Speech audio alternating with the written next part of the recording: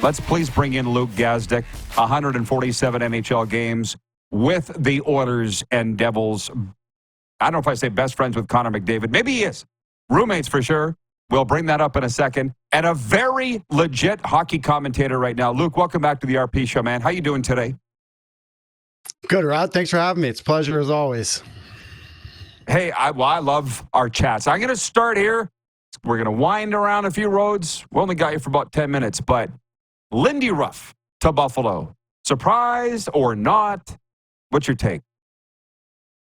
I was surprised. And you know what? I have a soft spot in my heart for Buffalo and the Sabres. I obviously grew up here in Toronto, just a couple hours down the highway. But my dad got drafted back to Buffalo in '78. And so when I was a kid, I always thought, the Sabres were the coolest team. And it's always a team on the, on the schedule and in the league that I'm kind of keeping an eye on. And I don't want to call this a lazy hire. I think that's a little too harsh, but I see, the same cycle of similar coaches getting hired.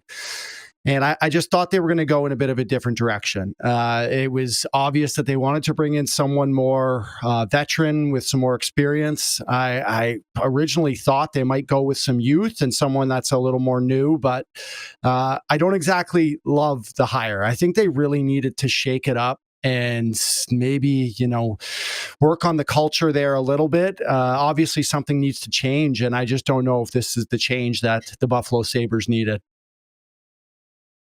I love the analysis. I mean, you've watched the Sabres live. They're a very, very talented team. They're very young. But I think when it comes to the firing of Don Granato, they didn't make the playoffs. They didn't meet expectations. Like the firing, we're not arguing. You're saying who they go with next was open to debate, basically, right? Right. And it's about what direction you want to take your hockey club in. And there's a ton of youth there. The defense core is one of the best young couple prospects in hockey with Owen Power and Dahlin and now Bowen Byram in there. You have two solid young goaltenders with Luukkonen and Levi. And I just thought they were going to go in a different direction, but they chose to look back historically in their organization and go with someone who was there before. And honestly, I want to see it work. I do not want to see the get any worse than they are, but I just, like I said, Rod, I don't know if this is the right direction they should have gone in. 13 years out of the playoffs. The thing with Lindy, it's going to go one of two ways. We're hoping for the best for sure. I brought up the McDavid thing because every Saturday night here in Florida, we watch Hockey Night in Canada. So I thoroughly enjoyed your interview with Connor McDavid. Especially when he was talking about making your lasagna. Are you making your lasagna? What's something that people don't know about Connor McDavid and should know about Connor McDavid, do you think? Oh, wow. Great question. I would just say that he's a very normal guy. I think, viewers have a tendency to kind of think about people from what they see on the interviews, and he can be stale sometimes and a little bit boring. He loves the cliche answers, but he has a life away from the rink. He loved watching football on Sundays was a huge thing for us. We had a house in the neighborhood with a bunch of other guys that lived close to us, and we were kind of that central location. So we had a lot of football afternoons and nights watching, and he's just a very nice and normal kid at the time and guy now. He was a pleasure to live with, and on that Hockey Night show, I did divulge one story about him, walking me through a goal that he scored versus the Columbus Blue Jackets. Was just a highlight reel goal, basically 1 versus 5. And I kind of let the viewer in the mind of how he thinks the game. And that's what I got to see a lot of the time was the way he thinks and processes the game of hockey was the coolest thing about living with him, because I was just picking his brain on a daily basis about how he approaches it. And there is truly no one like Connor McDavid. Obviously on the ice for sure, but normal off. Great answer. And by the way, Luke, when I looked up your hockey DB, I saw that you're born in '89, right? I was just thinking yesterday, I started in the media in 1988, so I've been around literally longer than you've been alive. Seen a lot of guys, and I listen. You're doing a fantastic job. For what it's worth, I really enjoy your analysis. So congratulations on this blossoming career, and just keep doing what you're doing and have fun. If it matters, I just wanted to pass along the compliment.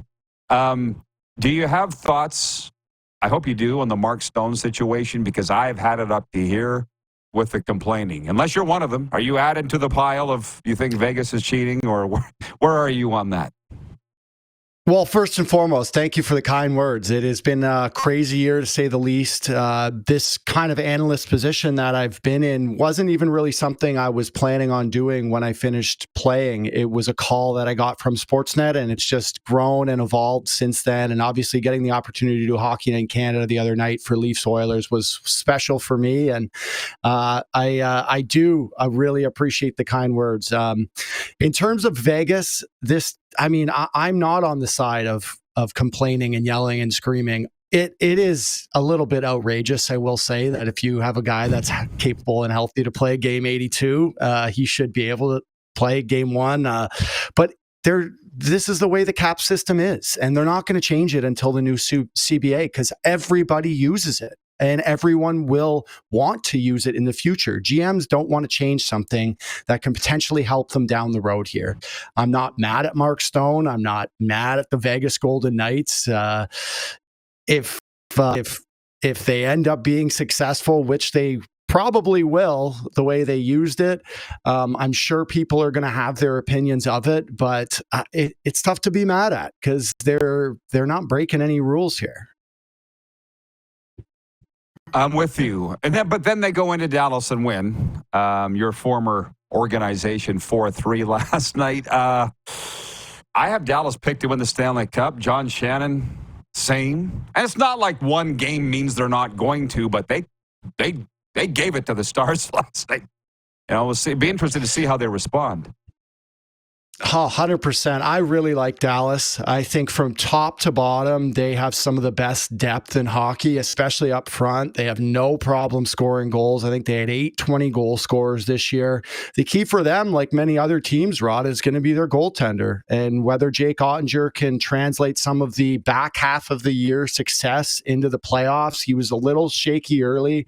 I think he finished 11 for 15, which isn't great either, but I think a huge part for Dallas is going to be their D and goaltending. I also have them not winning the cup, but I have them beating Vegas in round 1, so I think they will bounce back. A great part about Dallas is they have a lot of veterans in the locker room. Guys have been there and done that before, along with this great mix of youth with Wyatt Johnson and Logan Stankoven, but the vets in Pavelski and Jamie Benn, who I got drafted with, and I was sitting in the coach's office when he got named captain. Was this 10 years ago now, something like that? He's been through some battles as well. So they have the veterans to guide the ship, and I'll be looking for them to be the guys to respond in game 2. You're from Toronto, as you pointed out. I think you've said on this show, a Leaf fan. I want them to not only beat Boston, I'd love to see them win a Stanley Cup. I want to see the whining end. I want to see the drought end. What changed in your mind from games 1 to 2 for the Leafs? They just locked it down. They played a lot better defensively than we've seen them play as of late. And I will say something. In the playoffs, your big guys have to be your best players. Your best guys have to be the best versions of themselves. And Austin Matthews was that last night. He is the guy that makes them go. He's their driver. It starts and ends with him. John Tavares, their captain, is a huge part of that. And I thought he grinded and battled last night. They got some saves in net, which was huge. And that kind of allowed them to hold it down, especially towards the end of the game. And they're doing this without Nylander. They're doing this without Bobby McMann, who I think is a big part of their forward core. And let's be honest, I don't think Mitch Marner's had the greatest first 2 games either yet. So coming back home here with a split is about as good as you can ask for. They haven't had to go to Joe Wall yet, which I think is a pretty ideal situation for them to have your starting goaltender feeling good coming back home. And I'm like you, I want to see this team break through too. And I think last night changed a lot of people's minds about and perception about who they are. This was a team that generally couldn't play and couldn't, fight through adversity in tough games. And last night really showed that they can hold on. But your top guys have to be your best guys, and last night they certainly were. Trevor in Red Deer watching here on Game Plus Television. He writes it and he says, Luke Gazdic has quickly become the best hockey analyst on Sportsnet. I appreciate his insightful comments and the way he presents himself on air. That's on the Sober Carpenter text line. No response needed other than maybe you want to thank him, but there you go, man. I'm not the only one that sees that. Hey, Gasoline Alley. Shout out Red Deer, Alberta. I was there for a charity golf tournament, the Battle of Alberta charity golf tournament this summer, and I had a great time. I have some old teammates from Red Deer, so I'm always loving some positive feedback from the West Coast. Didn't you guys raise like $750,000 in one night? I saw from that golf tournament. That was insane. Yeah. By the way, money. Yeah, exactly. Being an insider like you are, how many times you've been asked what's wrong with Nylander? I'm curious. How many times you've been asked? Oh, man, in the dozens now. It's not only my coworkers, but it's all my buddies too, right? And my friends and family, because this is what I grew up on. I had a group chat with my best friends still who break down and analyze every play. And I think everyone's trying to figure it out, much like myself. I saw the videos of him skating yesterday, and I think that for me was, a bit just very confusing. If you're able to go out there and stay late and shoot, I don't know what's going on with him right now. I've heard everything from back to migraines to this guy was partying in Boston, and I don't exactly know what is true. I still think it's an injury, but they could certainly use him. So hopefully we see him on Wednesday in Game 3. Last one, Jets, Avs tonight, Game 2. Do you expect a grease fire again, or do they lock it down, do you think? Just defensively and not 13 goals. I think it's going to be a lot tighter tonight. I actually got assigned this series for round 1, so I'll be on the desk post, and doing the intermissions with Mr. Colby Armstrong, and it'll be an exciting one to watch. I think I'd love to see another game like that. It's great when you're working on the network. You have a lot to talk about with all the goals, but I think it's going to be a lot tighter. Interesting to see what Colorado does in net. I think they should go back with Georgiev, but we'll see if they go with the Noonan. And I'm just looking forward to seeing this Jets team. This is a really good hockey team that knows how to play defensively, but can score goals, and they have one of the best goaltenders in the world. So excited to see another good hockey game tonight.